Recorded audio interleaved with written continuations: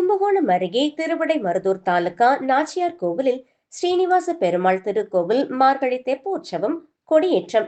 இன்று பெருமாள் தாயார் கொடிமரம் அருகே எழுந்துள்ள பட்டாச்சாரியார்கள் வேத மந்திரம் ஒலிக்க, நாதஸ்வர மேளதாளம் முழங்க கொடிமரத்திற்கு சிறப்பு பூஜைகள் செய்து கருடாழ்வார் சின்னம் வரையப்பட்ட கொடி ஏற்றி வைக்கப்பட்டு கொடிமரத்திற்கும் பெருமாள் மற்றும் தாயாருக்கும் அலங்கார தீபாராதனை செய்யப்பட்டது.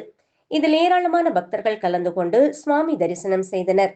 கொடியேற்றத்தை தொடர்ந்து தினமும் காலை மாலையில் பல்வேறு வாகனங்களில் சுவாமி வீதி உலாவும்.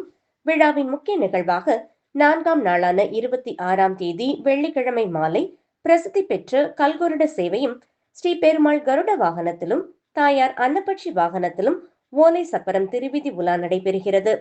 தொடர்ந்து 8ஆம் நாளான 30ஆம் தேதி செவ்வாய்க்கிழமை வைகுண்ட ஏகாதசி அன்று சொர்க்கவாசல் திறப்பு நிகழ்ச்சியும், 9ஆம் நாளான 31ஆம் தேதி புதன்கிழமை தெப்ப உற்சவமும், 10ஆம் நாளான 1ஆம் தேதி வியாழக்கிழமை சப்தாவர்ணமும், நிறைவாக 11ஆம் நாளான 2ஆம் தேதி வெள்ளிக்கிழமை விடையாற்றியுடன் இவ்வாண்டிற்கான மார்கழி தெப்ப உற்சவம் இனிதே நிறைவு பெறுகிறது.